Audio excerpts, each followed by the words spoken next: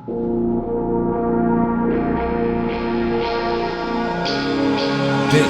is Horror Podcast.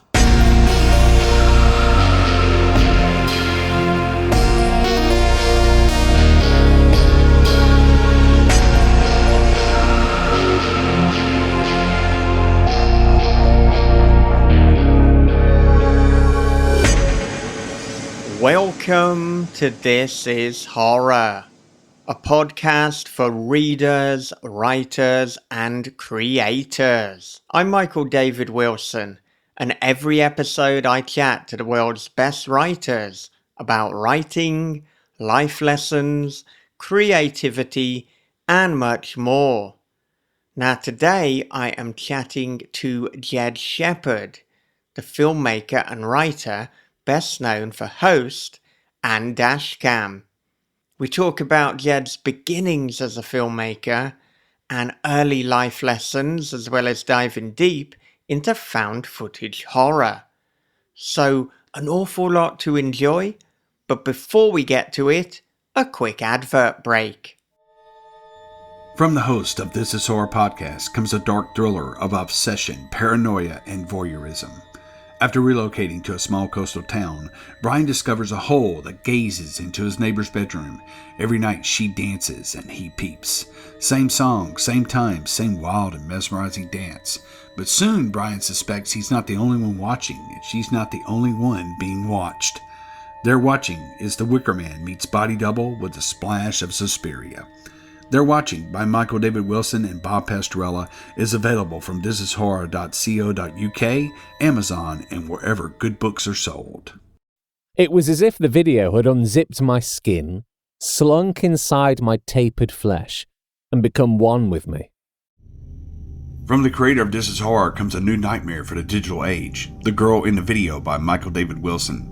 After a teacher receives a weirdly arousing video, his life descends into paranoia and obsession. More videos follow, each containing information no stranger could possibly know. But who's sending them, and what do they want? The answers may destroy everything and everyone he loves. The Girl in the Video is The Ring meets Fatal Attraction for the iPhone generation. Available now in paperback, ebook, and audio. Okay, with that said, here it is. It is Jed Shepherd on This is Horror. Jed, welcome to This is Horror. Thanks, Michael. Thanks for asking me to come on. Yeah, so I'm really excited to chat about your films such as Host and Dashcam and Flashback. But to begin with, I want to go all the way back to your early life, because I want to know what were some early life lessons that you learned growing up. Oh, wow. Well, I grew up in London, which is a very metropolitan, busy city. And I mean, obviously you're from the UK, so you'll know how the UK works. In London, you don't really look at people in the eye, because if you look at people in the eye, that means you either want to fight them or do something else with them. People keep to themselves in London on the most part. If you strike a conversation with a stranger, you're just asking for trouble. And that doesn't line up with the American view of the UK being, Harry Potter land. It's actually quite dangerous over here. But we like growing up in London specifically, it meant that I had lots of opportunities to find like horror films and magazines that were imported over from America, and horror books. It was just at my disposal. If I lived in a small little village somewhere outside, I don't know, in the Midlands or something, I think I would have had a problem, because I wouldn't have been able to scratch that itch that I had to like find stuff about supernatural deities and creatures and cryptids. I'm half Filipino, and my mum instilled in me the fact that monsters are real, and that she often used to tell me as a kid that she's seen a werewolf. Now, when I try and bring it up with her, like, explain the werewolf story again, Mum, she gets a bit nervous and shy about it, but she genuinely believes she's seen a werewolf. I believe that she believes she's seen a werewolf.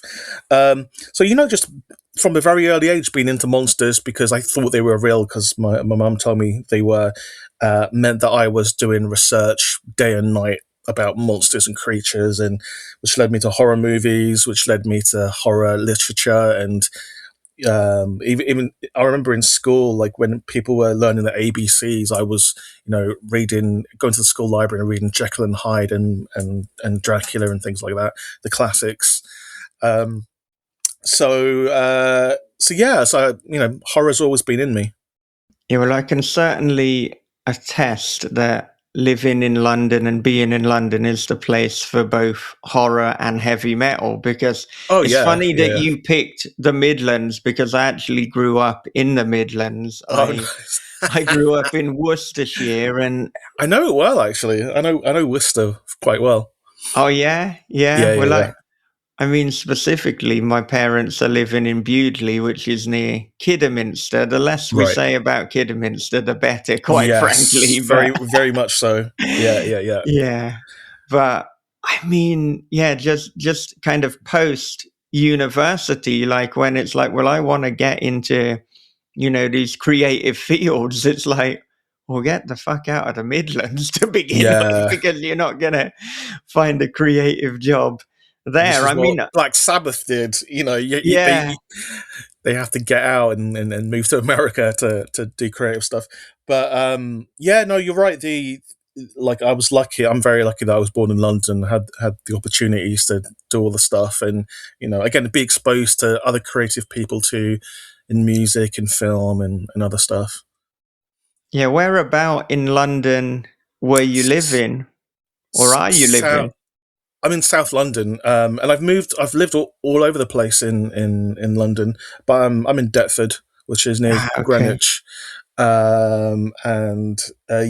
South London feels like the only part of London that's at least semi-preserved in terms of the kind of the culture. It's still a large part of it is non-gentrified. So, I mean, you do get past, like, on my high street, there's like every other shop's a pop-up vegan coffee shop and stuff like that. But there's still, really cool places where you can find like VHS. If you scramble around in boxes, they have a really cool market there 3 times a week where, again, I find like weird horror movies and things and in the markets. So, I've always been in South London, and I doubt I'll ever move to anywhere else in London. At least I might move abroad, but at least in London, I can't live anywhere else but South. Yeah, I spent about a year and a half living in Sutton, so right on the kind of edge of London. The outskirts. So if you wanted that kind of more rural Surrey area, you could go in one direction, and if you wanted to get the real South London, you could go in the other. So it was a good mix for someone from Worcestershire. Exactly. But yeah, like, you'd know, like living in London or very, very near to London, you just have access to so much stuff. And, I do count myself very lucky that I was, brought up in this city. Because I don't think I would have even known that making films or writing was a job until I saw other people doing it around me, and you only really get that in London, in the UK at least. Yeah, so I want to know, since you brought it up, you mentioned your mother having a werewolf story. You mentioned her instilling this belief, or her mentioning her belief in monsters from a very early age. So, I mean, what are your personal beliefs or lack thereof pertaining to the supernatural? So I believe that there are things out there that we don't understand, for sure. There's creatures that haven't been discovered. There's, mysteries and marvels, happening that we don't understand. And just because we don't understand it doesn't mean it's supernatural. If you showed a medieval person an iPhone, they'd think it was supernatural. So there's just stuff out there we don't understand. But I think at some point we will understand, and then we'll realize it's not, something crazy. But yeah, I don't really believe in any of those cryptids or ghosts or anything like that until I see physical evidence. Once I see verifiable evidence, in my entire life, I've wanted to see evidence of aliens, of monsters, of ghosts. No one has been able to find anything. And London specifically is a city that has the most cameras per mile, like anywhere in the world. With so much CCTV everywhere, everyone has a camera in their pocket. Why haven't we got one clear photo of any of these things that can be verified to a high level? We don't. Therefore, until we do, it doesn't exist. And I think I do believe that people who believe in those things, like I believe that they believe. So I'm not saying everyone is wrong, because I don't know. There could be stuff out there that I don't understand. I certainly don't understand, but science hasn't caught up to those phenomena yet. But yeah, I mean, I think having that kind of non-belief in these things makes it slightly easier for me to write about these things, because I'm not fearful of repercussions of the Loch Ness monster coming after me, if I expose him. So I think that there's something to be said for a cynic writing horror. But horror's completely most good horror films, there is some kind of suspension of disbelief in supernatural stuff. So I'm all for it. And the more people that believe in ghosts and ghouls and goblins, the more that horror movies will affect them. So I'm all for it, really. Yeah, and this is something we're definitely going to circle back to, because I think having that viewpoint and making Host is an interesting dynamic. But I mean, Before we jump ahead, I want to know, what were the first horror films and the first horror stories that you experienced? I had a friend in primary school, so that's, from the age of like 3 till 10, called Raphael, and he was the only person that was into horror films from like that age, like before 10, because he had an older brother who was obsessed with horror films. So Raphael used to sneak away VHS movies from me, and in the school playground, like, I'd give him like a copy of Match magazine, which is like a football magazine that used to come out weekly, and he would lend me his brother's like Nightmare on Elm Street and Evil Dead VHS. So I watched all the classics like at very, very early age, like 5, 6, 7, 8. And also, like, my parents were very good with me watching, 18 certificate, 15 certificate movies from a very early age, that there wasn't really any censorship there. They kind of trusted me not to freak out or anything. So I watched a lot of those horror movies. So, but I think the first one, I mean, if you don't count the gateway horror movies like Gremlins and things like that, it was probably Nightmare on Elm Street 1, I think. That's my earliest memory of watching a proper horror movie. And I remember the videotape from Raphael's brother was an ex-rental videotape as well. And I was scared to watch it, just because Raphael had already told me the story of Freddy Krueger, because we had to do a creative writing lesson in primary school, and he just did the storyline of Nightmare on Elm Street Part 1 as thinking that the teacher wouldn't know who Freddy Krueger was.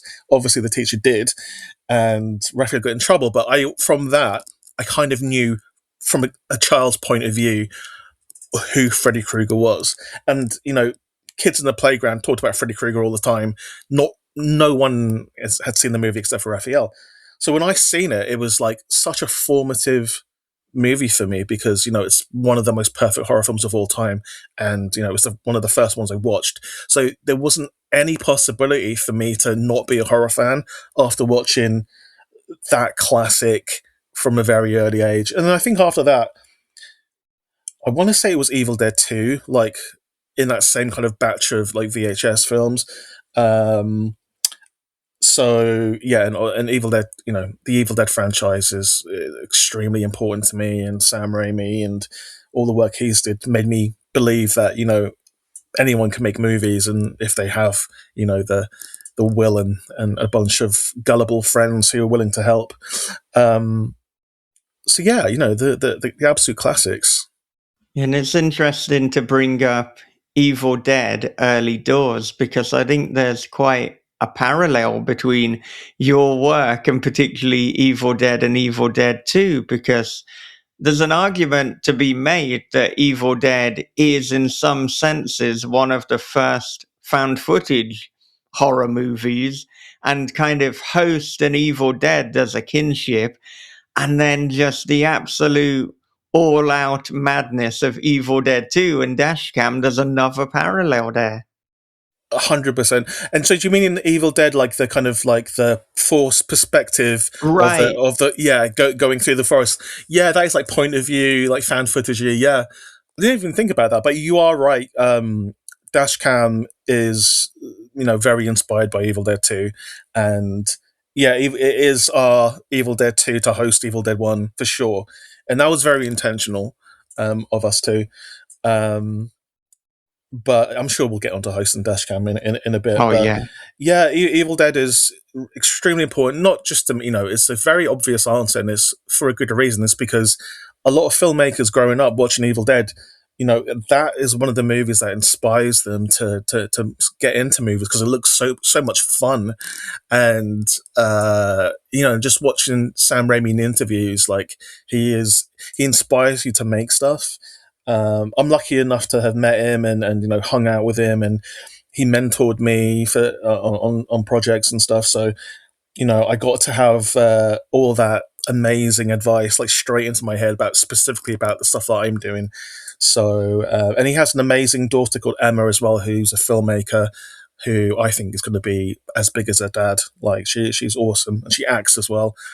But yeah, all of those basic formative horror movies kind of made me who I am, and I'm sure there were loads more, but those were the standouts. There was tons of terrible ones, but you don't want to hear about the terrible ones. And I mean, was there a moment when you decided you wanted to write and you wanted to work in film?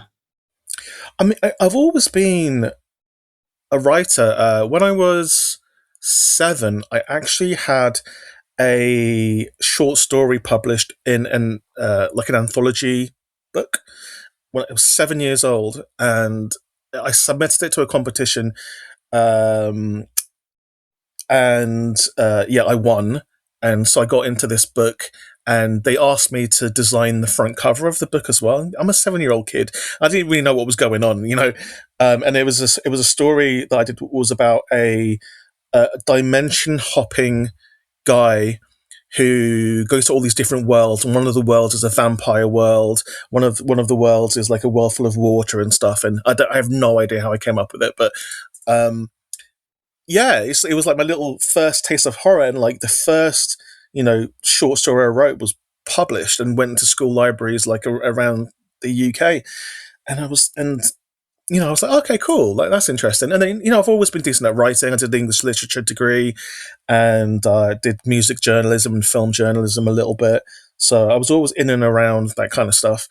And I remember in maths class in secondary school, me and my friend Brian, who I was actually in a band with briefly, we would sit at the back of the maths class, and instead of doing the lesson, we would write silly stories about our friends, like in school.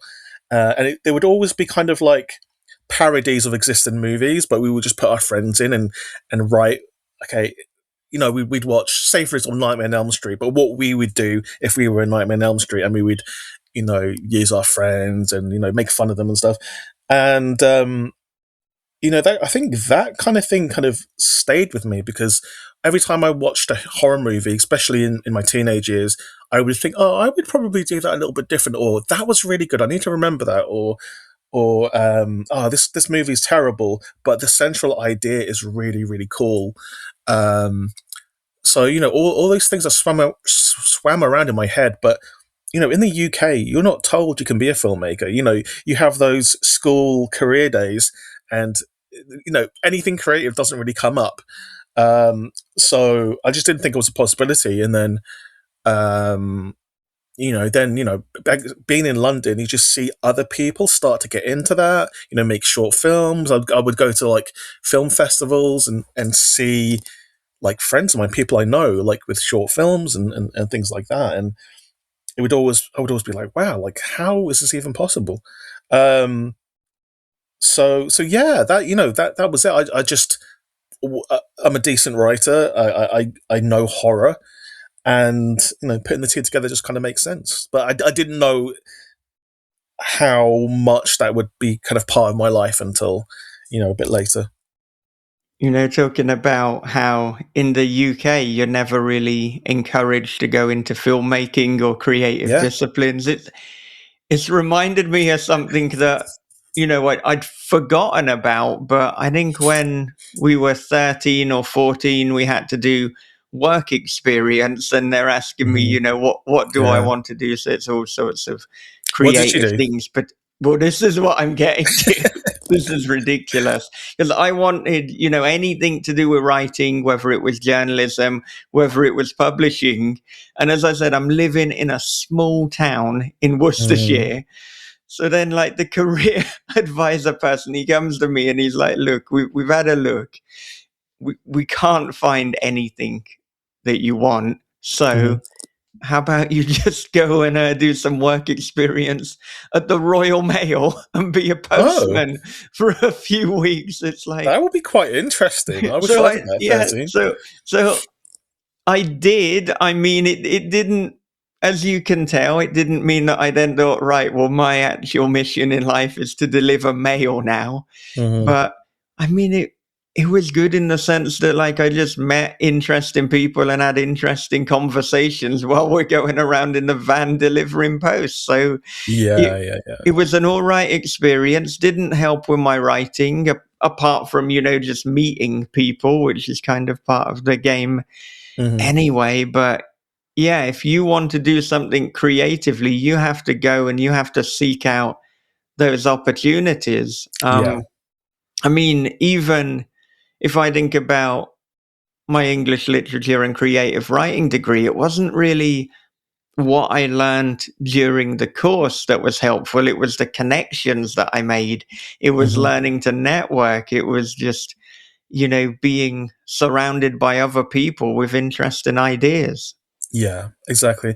I mean, the uni I went to, there was no one really into horror as well. And, even when we did, horror literature, like, because I did English literature as well, even when we did like something that was tangentially horror, like, I would really be the only person that was kind of like really, really into it. But yeah, there's no one I want to say from my uni that kind of inspired me. Well, I did one short film in uni.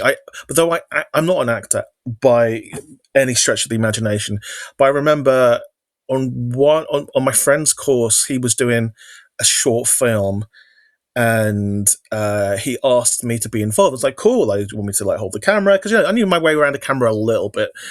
And he was, no, you have to act in it. So that was the first short film I was ever involved with. It was in uni. And I did this terrible short film where I was the love interest for this lady. I can't remember what the story was. It wasn't a horror. It was like a romantic type thing. And I was the love interest for some reason. And I must have been so awkward and terrible at it. And I hope that's been deleted now, because I never want to even watch that myself. But yeah, I just remember that was the first short film I was ever involved with. That's crazy.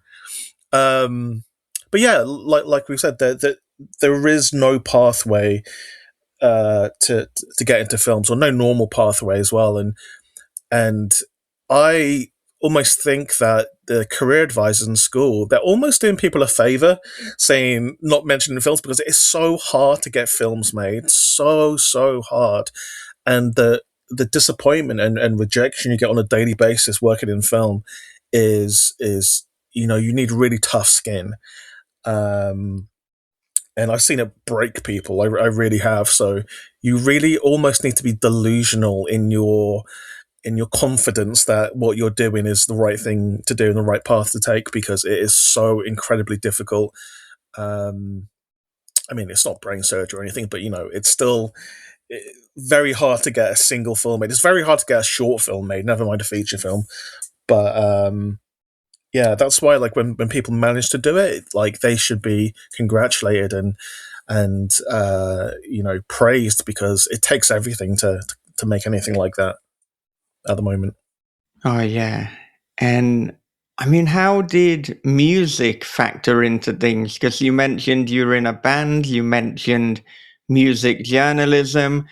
Yeah. Scroobius Pip has popped up in some of your work. So tell me about how music has played a part in your life and career. Oh, I think I originally thought I would be in music, either in a band or working for a record label. All of my mates, all of my friends growing up went into the music industry, either in bands. Like some of my best mates are in bands right now, or they work for big record labels or boutique record labels. I have worked for record labels as well. And every now and again, even now, I'm asked, sometimes record labels ask me to help them with some creative projects. For instance, people don't know this, but I did a lot of work with Universal Music and Warner Music on creative projects and real weird stuff. Pre-pandemic, I worked on a TV show with Universal Music to kind of promote their bands, and never got. We filmed 3 episodes and it never saw the light of day, but I thought it was really good, and I wrote every single episode. So that was a shame, but yeah, and I produced a lot of podcasts for these record labels. I was producing Cheryl Cole's podcast for a little while randomly, and some other ones too, for Warner Music and Universal Music, and I helped them build their podcast studios as well. So music. I've always been around music. My friends are all around music. I've had a couple of record labels that did pretty well. The last record label I ran did really well, but I gave it up to do film because I'm only one person. But in the back of my mind, I do think about making another record label, because it's fun finding new bands and becoming obsessed with those bands and then putting it out to other people, and I think I want to have a music venue one day, maybe half cinema, half music venue, because I spent a lot of time in those things. So what are your favorite genres, and what was the genre of the band that you were in? Oh, let's not talk about my band. Okay. We were terrible indie rock bands. Right. Terrible. But well, I've always liked, rock music. But I'm quite eclectic as well. And I know people say that, but I do like kind of random things as well. But right now, all I'm listening to really is kind of math rock and proggy type rock things. I've always been really into that type of thing, but I can be quite basic. My favorite band of all time is the Smiths, even though Morrissey is a complete waste of space now. But the Smiths is the band I've always gone back to, forever and a day. And then there's Bowie, you can't beat Bowie. I like Sabbath as well, if you want to get a bit heavier. But I've just always been around band. There's a band called Ash. I don't know if you know Ash, but they've been around for 30 years now, and I've been friends with them since I was a teenager, and I've done music videos for them and put on massive gigs for them. I put on their 20th anniversary gig myself. and multiple other kind of Star Wars themed gigs for Ash, which is kind of weird. But yeah, I've worked with them a lot, and I think I'm going to be doing some more music videos for them for the next album. But yeah, so music is a massive part of like my life, and I do think it affects my film work as well. Because music and film are so closely related, and it makes me like, if you look at like math rock, the way that works, the kind of like change ups in time signatures, and the more interesting kind of chord progressions and arpeggios. To me, a good horror film will have those change ups where it's not you're not walking down a well trod path. You're doing something a bit subversive that people don't expect, like a cool math rock band or a cool prog band. And then there's so many there's so many really cool British ones that have been around for ages. Like I love 65 Days of Static a lot. They're a great band. And I think they kind of popularized the kind of mathy sound in the UK over the last like 20 years. But yeah, in answer to your question, music is like super important, and yeah, they're my favorite genre. So you said you're a big metal guy. Yeah, I mean, heavy metal is definitely my first love, but then my music taste is also eclectic. I mean, I think when you get really passionate about one genre, then you start looking into others. And so, Yeah. I mean, I mentioned Scroobius Pip. I love all the kind of hip hop of that era, like B. Dolan and Sage Francis. Oh yeah. Just because, like, lyrically, it's so smart as well. Yeah. And Pip's the nicest guy in the world as well. That's right. why me and him are gonna like hopefully work together like on a whole bunch of things. I've been on his podcast a bunch of times. Yeah. Just a real nice guy to go for a pint with as well. I mean, I've never met him, but that's certainly how he comes across. And yeah, just really humble for someone who's achieved so much as well. You know what? He is so humble because he wrote a script a couple of years back. He sent it to me, and I was like, I'll read it over the next week. And people say that, but like, I read the first couple of pages and I just kept going. So I read it like overnight, and I think at like 4 a.m. I texted him and I was like, Pip, this is incredible. Like, so he's written this amazing film, like genuinely blew me away, and this is the thing, like he's having trouble getting it made, and I'm like, this is one of the best scripts I've ever read. It's so different and strange, and it's really self-deprecating and original, and he's got loads of cool people who want to be in it as well, but he just can't find the funding. It's really hard. So that's the thing. Like, I think if we all lived in America, that film would be made by now, because it would be an A24 movie. So hopefully that film gets made. I really, really hope so, because I think he would be a great director as well. Yeah, I think it's getting tougher and tougher to make films, to get the funding, to get people on board at the moment. It's almost impossible, especially for horror as well. It's really hard in the UK.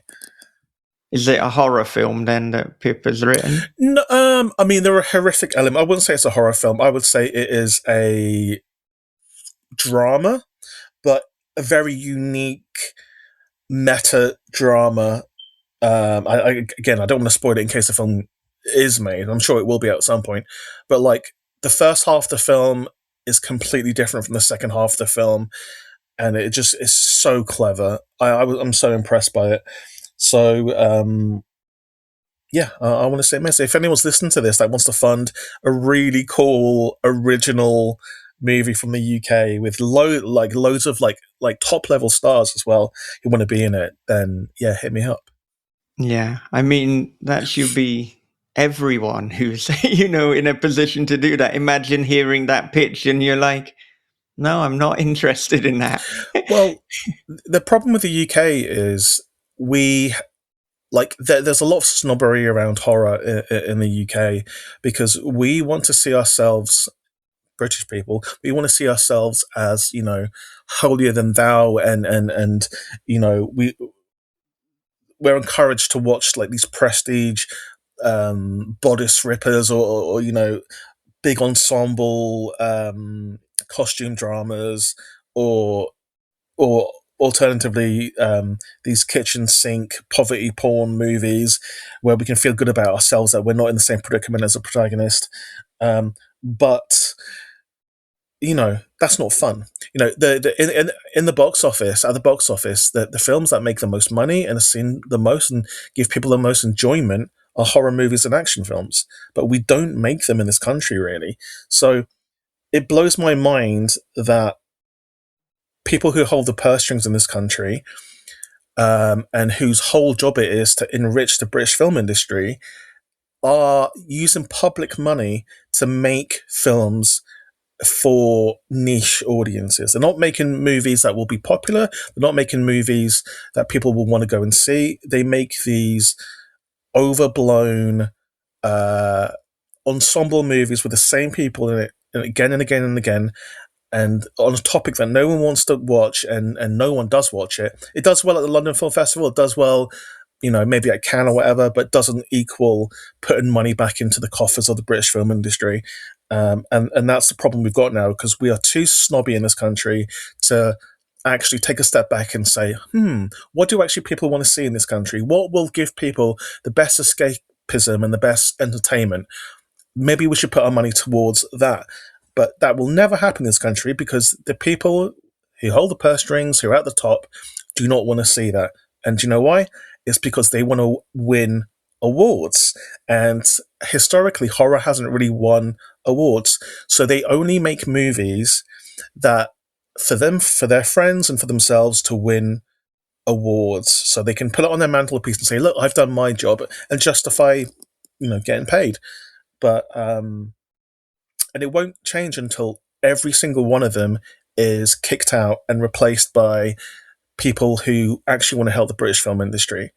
And it's a shame. This is my soapbox I'm always on, by the way. But the people are scared to talk out about the British film industry in general, because they think they'll be blacklisted, blackballed if you say anything about it, or you won't get funding from it. But I think if the more people that put their head in the sand, the more our film industry will be destroyed, because most of the films that get made in this country aren't British movies. They're American movies. They're big studios in American movies. If you go to any big studio in the UK, it's packed out full of American movies, which is a real shame. The original British horror movies just don't really happen, or they happen on such a small scale. Like, people have to fund it themselves, blow up their credit cards. It's a real shame. But I think the more people talk about it, and the more people are brave enough to kind of stand up and talk about it, then I think something will be done. Yeah, and I mean, this is presumably too why Host, which you became really known for, which really kind of helped blow up your profile, that was set up not through any studio, but through a group chat that you had during lockdown. So let's talk a little bit about that. Yeah, so pre-lockdown, me and Rob Savage, we'd been making short films for about 10 years and making little video projects.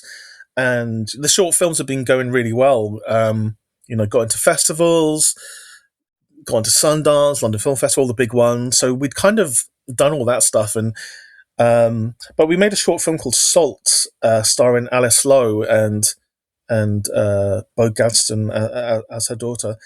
And that really opened the doors to things, because it was only 2 minutes long, and it made the studios in Hollywood look at us and think, oh, these guys, they kind of know what they're doing. Like, they're able to craft a really cool short story in such a short space of time. So we made that, and we got all the, we did the water bottle tour of Hollywood, and had loads of meetings and signed loads of deals with all these studios for films that probably would never be seen. But one of the kind of things we did was, through Soul, we met with Sam Raimi and his team at Raimi Productions, and we we started battering around ideas, and I came up with an idea that we were going to make with Sam Raimi, and so we started developing that, and apparently it was the first time that Sam Raimi's ever greenlit a movie in the room based on the pitch in the room, like straight away, which was cool because it was an idea I'd come up with within 24 hours, and like they were into it. So we were in the middle of that, and then the lockdown hit. And, at first we thought it would only be a couple of weeks, which it started to go longer. So we realised, that all the momentum's gone from, like, Soul and our other short films. And, the momentum's gone out of the Sam Raimi movie. So we were a little bit down about that. So anyway, we started a group chat called the Quarantine Movie Club to kind of, connect with our friends. So I think altogether there was maybe like 17, 20 people in this group chat. Just friends, mostly friends who work in film. Who were, we had actors, we had stunt people, a producer, a VFX person, writer, director, we had all that in there. So we started off using that WhatsApp group to schedule watching films on Zoom every night. So we just watched a ton of films, and every morning I'd wake up and make a poster, because we had nothing to do, make a poster for the film that we were going to watch that night and send it around to the group chat. Okay, today we're going to watch this. And it was a time when there was a thing called Netflix Party, when you could watch a movie and then chat along with a movie with your friends on like a chat thing. So we did that every single day, sometimes twice a day. And then we did pub quizzes like on Zoom, like everyone did. It was real fun. But then it got into about a month in, and we'd kind of run out of movies to watch now, or movies we all wanted to watch. So it started to kind of slow down a little bit. And then Rob called me and said he's got an idea to prank our friends. And I was like, cool, okay, show me. And he showed me him, and this is all on Zoom, by the way. He showed me him climbing up a ladder to his attic, going into his attic, and then something jumps out, and then he falls down the ladder and dies. And I was like, this is actually terrible. This is like, no one's going to fall for this. They're not going to fall for this. Like, rethink this idea. And, so he tried it a few times and like called me up and said, what about this?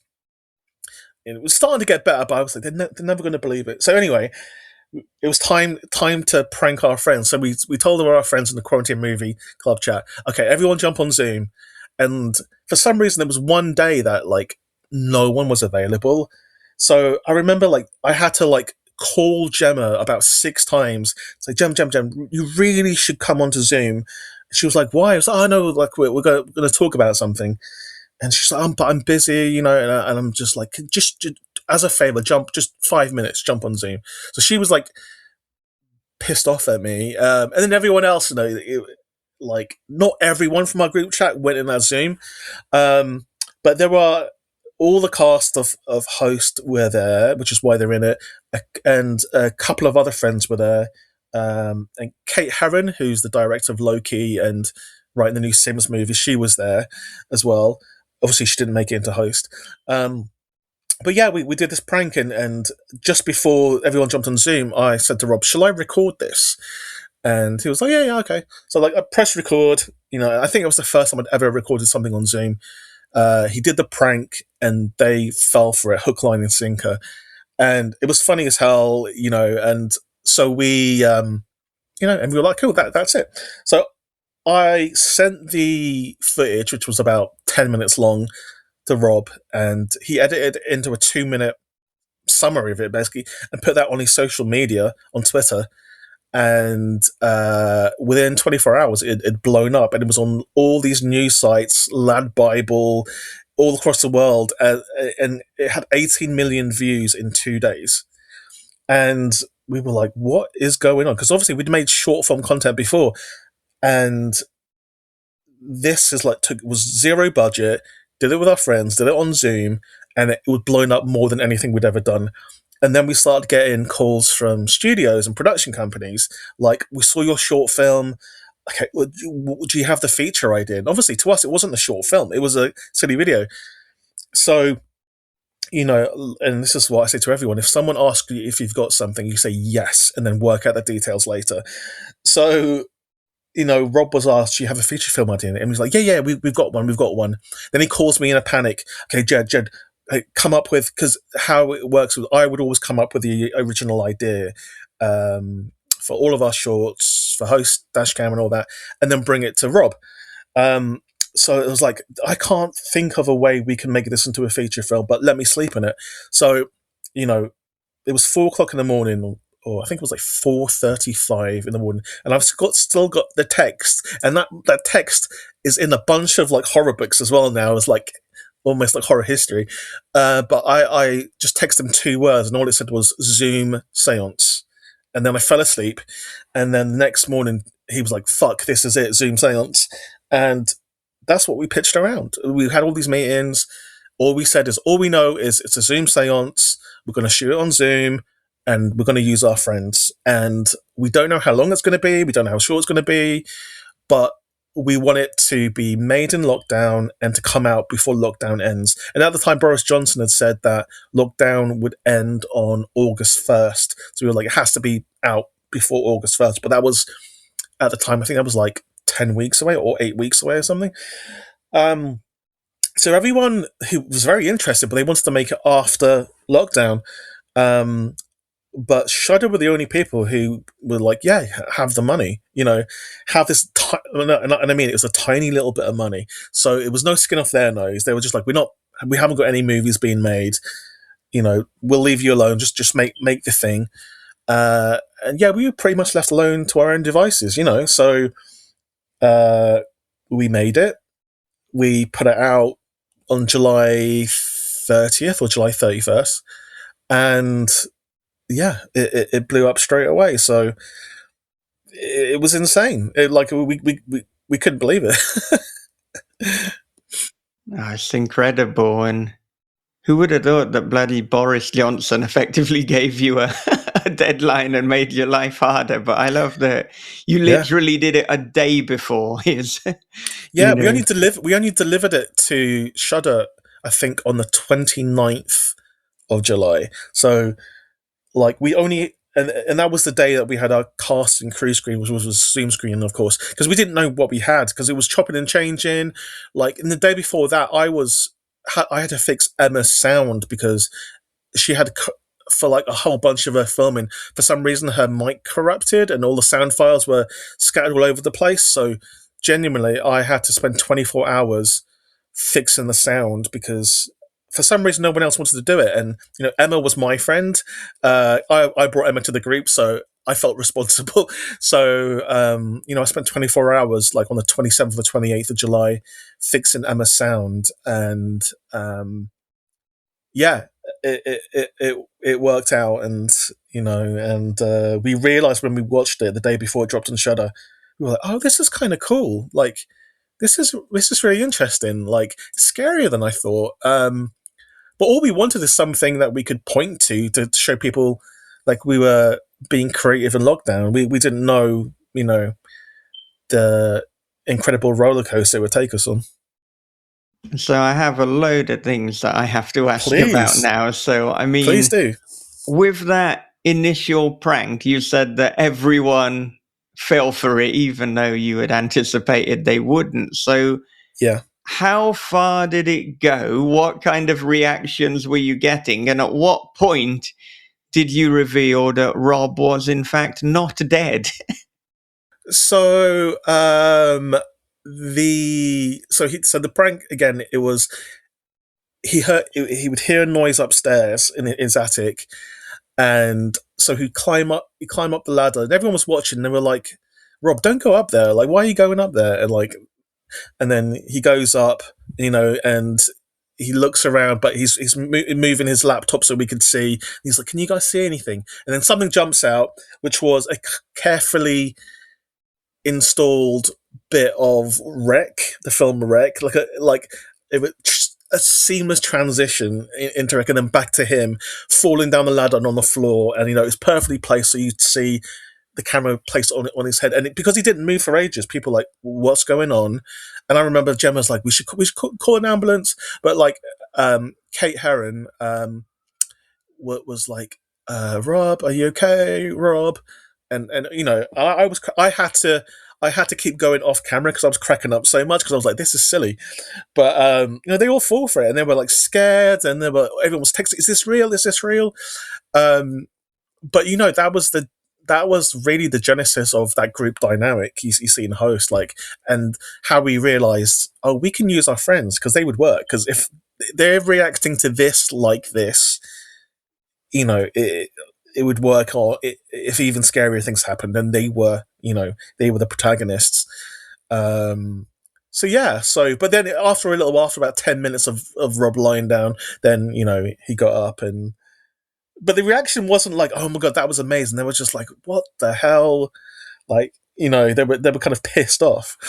So when we told them we were making a feature film of it, I think they just didn't believe it, or they just thought it would be another kind of like random thing that would just drop on YouTube. Because we didn't know what we were making at this time. And then for the writing itself, what did that look like? Because I understand there were 3 of you writing it, Yes. but at the same time, it's almost, I have to imagine some of it is a little bit organic. So this is not a normal script. Yeah, it's what's called a scriptment, which is kind of what they did for the Blair Witch Project. In fact, like, we stole a lot of stuff from the Blair Witch Project, in terms of like the kind of the structure, the scriptment idea, and using their real names and things like that. So me, Gemma, and Rob, we got together. Actually, it was me and Rob first, and we basically plotted out all of the kills first, which is kind of a strange way to do things, but we basically went onto the Zoom.com website and it had a list of their features. So we were like, okay, Zoom can do this, okay, and these are all the kills. And then I think we just put the actor's name next to each of the Zoom features and tried to figure out a way that's how they would die. And then because, all day, every day, me and Rob would talk about horror movies and kills. So we had an absolute jukebox of kills that we wanted to try and that we hadn't used in our shorts yet. So we had all the kills, we had all the all the setups for the kills and what we wanted to do. And then we brought on Gemma, who's an amazing writer. This isn't Gemma Moore, it's Gemma Hurley, the writer Gemma Hurley. And she really added some of the heart to everything, because, when you have 2 horror fanatics like me and Rob, you need someone to rein us in a little bit.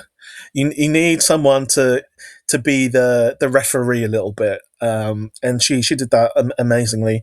And, we were a really good team. We worked really fast. We wrote, I think, it took about a week, and that was it. And at least for the first draft. But we did a lot of research and planning. So we did multiple seances, like real life Zoom seances with real psychics, who had never done Zoom seances. So we kind of invented Zoom seances, I want to say, because all the psychics we spoke to had never done it before. So yeah, we would record those Zoom seances with real psychics, and then we would, look at them and plan, okay, this is how this works. This is the terminology that a psychic would use.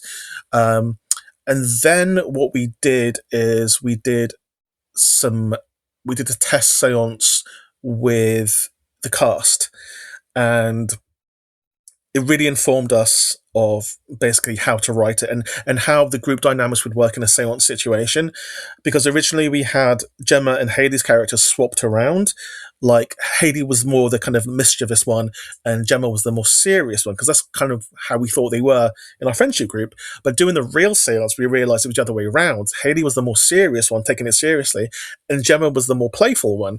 So we were like, okay, this is really, really interesting. And then in that real seance we did, something happened behind Gemma, like something flew off her shelf. And again, as you know, I'm a cynic, but we have that on the Blu-ray actually, like as an extra. Something flies off or something falls down behind Gemma, and then she goes crazy. And we were like, I remember texting Rob, this is gold. This is absolute gold. So we kind of knew that this kind of format would work. And so we, for the psychic, we hired an actor and we told the cast that this was a real psychic. Again, another real psychic. So they never knew she was an actor, even though she plays Doctor Who's mum in Doctor Who. They didn't know that. So yeah, we try to keep it as real as possible, and you know, the girl should really have a writing credit on it as well, because a lot of the best lines are improvised, like for sure. Like Happy Spookies, which was kind of like the kind of catchphrase out of it, that was just all Emma. And because I remember watching like some of the kind of dailies, and I was like, Emma, when you say Happy Spookies and everyone says Happy Spookies, that's really good. And she was like, what's Happy Spookies? It's like, you say it in this one scene where you're taking a drink. And she's like, no, I don't. I was like, Emma, I'm watching it right now. You say Happy Spookies. Because the way like found footage is filmed, like you film a million things and then you pick out the best bits. So she couldn't remember saying Happy Spookies, and but yeah, it worked out really well. And you know, with scriptments, how it works is like you have the whole thing planned out, and you have suggestions for what they do. You have suggestions for certain lines, because you need certain dialogue cemented in there, because you need to tell a coherent story as well. But you know, between those lines, you can improv, you can throw suggestions at them, and they'll come back. And yeah, and you know, with any good movie, like the actual good movie is found in the edit, and we had an amazing editor called Brenner who you know, edited it to within an inch of its life, and we had permission from Zoom to use their assets as well, which adds to the authenticity. And you know, we just asked them, you know, and Zoom was new to all of us, and we just said, hey, we're going to make a horror movie using Zoom. Is that okay? And they were like, yeah. And they sent us a file with all the assets, all the grid, and how it all works. And you know, they were really into it. So yeah, it's the writing process was very easy, because it was with you know, friends, and we have like decades of horror in our brain, so it was relatively easy. And you know, it felt very free in writing like that as well. And yeah, and we obviously couldn't do it in person, so we wrote over Zoom as well. And we actually wrote it. We didn't write it in Final Draft, because I think Rob didn't have Final Draft, so we wrote it in Google Docs. We wrote Host in Google Docs, because you can have the collaborative feature in it, which is crazy to think of now. But yeah, then obviously we did transfer it to Final Draft like once it was done, but originally it was Google Docs. Yeah, that's amazing. And I mean, in terms of, you know, belief, what was the belief of other people? You know, you said that you're a skeptic, but it'd be interesting to know, you know, were there a lot of people within the filmmaking process that actually did have beliefs? Yeah, all of the cast, at least the women on the cast, they believed. And because like spooky, you know, and a lot of people say spooky things happen on set, but genuinely, like, things did happen on set. And Emma specifically was extremely scared of Host and the story we were weaving. And she started seeing things in the house for real. And genuinely, what would happen is she would finish filming. She would text me like, Jed, I'm really scared. Something happened. Like, I'm seeing stuff. And so I would, until like, you know, for a long time, I would have to stay up with her on the phone until the sun came up, and then she'd be like, I can go to sleep now. So we would just talk about nonsense all night until the sun came up, and then she would feel she was safe because the sun's up, and then she would sleep during, you know, for a little bit during the day until she had to like film the rest of the Host. But yeah, that happened for a while, and then I sent her some sage to kind of sage her house and things like that. But yeah, weird things would happen to Emma. She would literally see like a scary guy standing in the middle of her room. Yeah, like she had a lot of technical issues as well. But I mean, that could just be the technology. But you know, maybe it's something else. Who knows? Do you know, was there a point when she kind of got over that and things got back to normal? I presume you're not. Still to this day, I have to call her up. No, I think she's fine. Though, yeah, she is a big believer. But I think after she kind of, when Host blew up, you kind of see it from a different perspective. It isn't just like a little niche movie that's like cursed. It's a kind of a global phenomenon almost. And when she was doing interviews on, like, on American news channels and American TV shows, that made her kind of put Host in perspective a little bit more. Like, it's entertainment. Yeah, and in terms of, having that real life seance, I mean, what was, how long did it go on for to begin with? And was there anyone, I mean, perhaps Emma, who was like, I think we should pull out. I think we shouldn't do this. This is too much. Yeah, there were a couple of the cast who were very, they didn't really want to do the seance. There is actually, yeah, it was Emma. There was a time and this was after we made Host, but it was like within a week after releasing Host, a news publication wanted to do a seance with us, and Emma just noped out of it. Like, she appeared on screen for like a minute, and then she was visibly upset. So we were like, Emma, like, you don't have to do this. So so she went off. So, and that's on the Blu-ray as well, by the way. The Blu-ray from Second Sight. I think it was a seance we did with Bloody Disgusting, I want to say. But Emma appears briefly and then just disappears because she didn't want to do any more seances because she was really scared. But yeah, I think in general they didn't want to mess with supernatural stuff in general. And so that's something that we obviously saw, and you could see some of the reactions they have on screen. Like, some of it is maybe genuine fear. I don't know. Obviously, it's a controlled environment. They know it's fiction, but you can't help it if like spooky things are happening around you, like, and you see your friends. Because sometimes we didn't tell them what was going to happen on other people's screens, so they were witnessing some of the things happening like behind other people for the first time. So, for example, when Emma saw Teddy die and get set on fire, she did not expect him to set on fire at all, because it's a small found footage film. How can people be set on fire? How can Ginny float up in the air above a pool and crack her neck and fall down? You don't really see that type of thing in like low budget British found footage movies.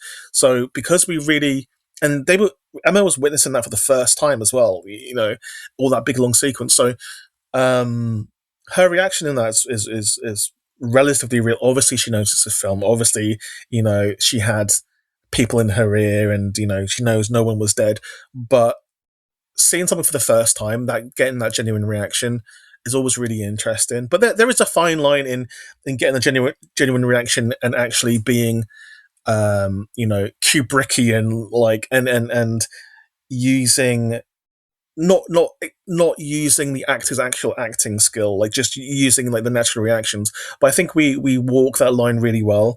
And Emma's acting in the kind of third act is so good, so good. The way like she's crying and sniffing, but under her sheets and stuff, like it's amazing.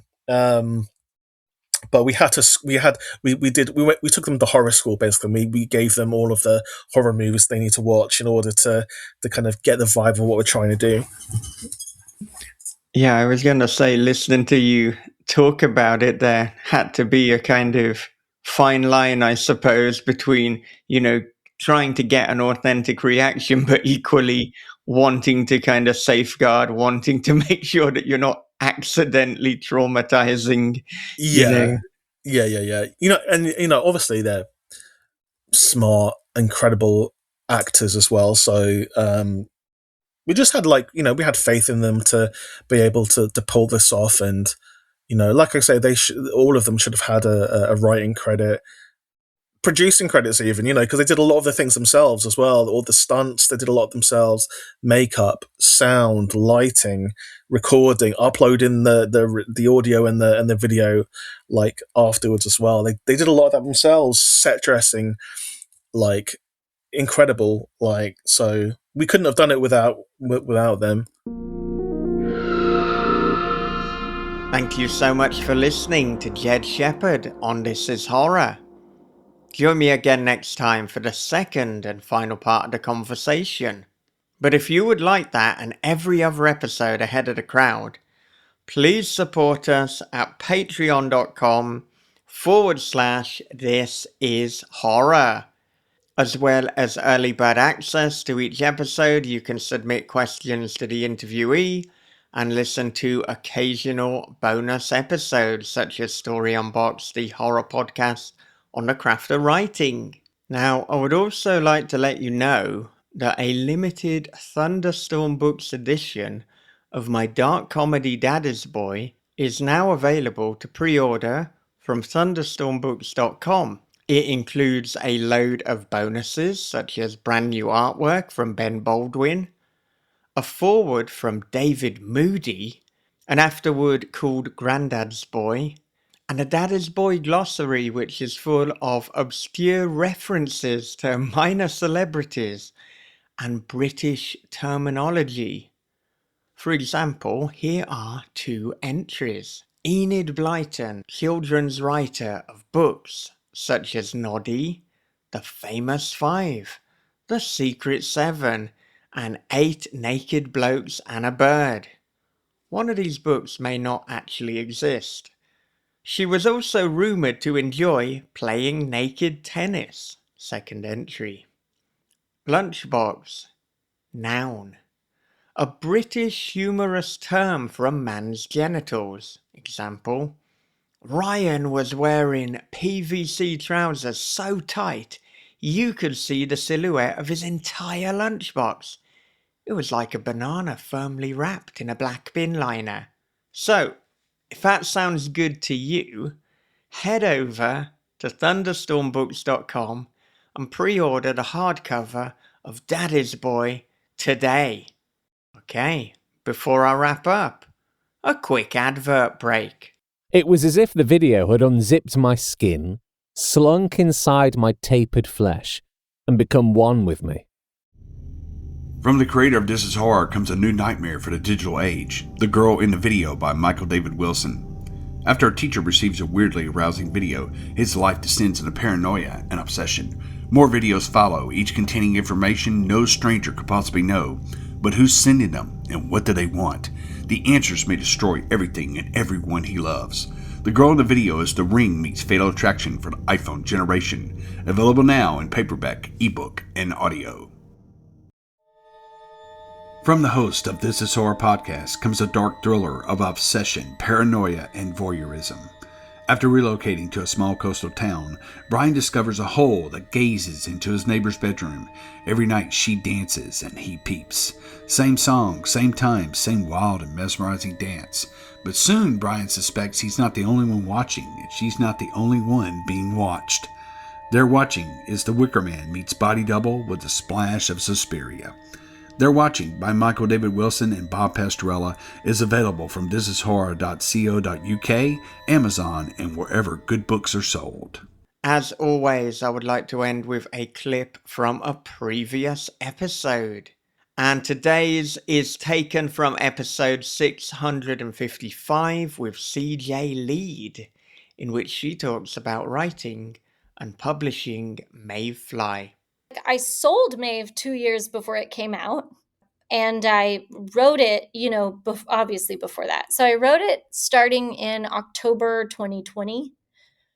I finished it it was so fast. It was like it just clawed its way out of me. I was so angry at everything. And I probably finished it by January, and then I did an edit round with my agent, and I got an agent with Maeve. That's what it was. So I did edit rounds with my manager. I ended up getting an agent probably in April or May, And then for the first time ever, and Maeve was the third book I had written and completed. And then in the summer, we sold it to Nightfire, and it was a 3-book deal. And that day was insane because we knew leading up to it, it would be a 1-month thing. And we had a set day. And I woke up in the morning, and I didn't know if I'd get any offers. I had had a couple meetings. I knew Kelly, my editor, was the person I really wanted to work with. We just vibed well. And she was the least traditional seeming of all of the publishers. And this was the first horror imprint at a Big 5. And so that was like my dream. And I woke up in the morning, and I did get one other offer. It was a lovely offer. It was so nice. It was with a publisher who it would mean that my books would not be in any indie bookstores or Barnes and Nobles, which has kind of always been my dream, is just to be able to walk into bookstores and see my books, much more than anything else with this job. And so that I was like, but you know what? But I got an offer. Like, I felt so great. I thought, okay, this is going to be okay. And then there were like 6 hours left, and silence. No other offers, nothing. And I was like, okay, I think that's what we're doing. That's fine. Like, I'm going to have a book in the world. It won't look the way I thought it would, but who cares? It's a yes. And then immediately, like, I would say in the last like 20 minutes of our auction period, we got an offer from Nightfire. And when I tell you, like, I didn't even open my curtains this day. I was in my sweats. I was like such a mess pacing. And my boyfriend has a video of me answering the phone and getting the call. And I was just like crying. So that was the greatest thing ever. And that offer was for 3 books. So the 3 books ended up being Maeve. Then we kind of rebirthed American Rapture, and then Headlights, which is coming next. So it was like total fairy tale after 7 years of sending out.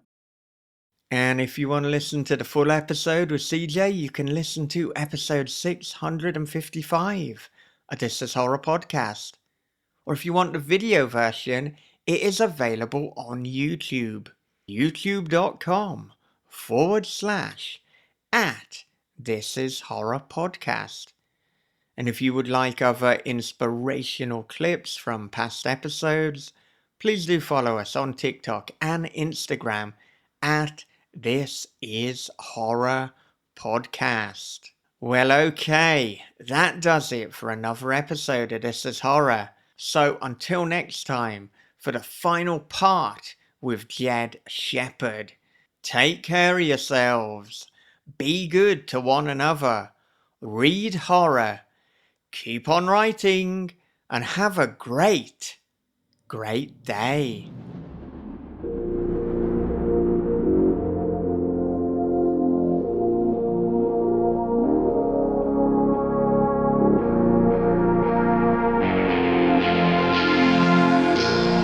This is Horror Podcast.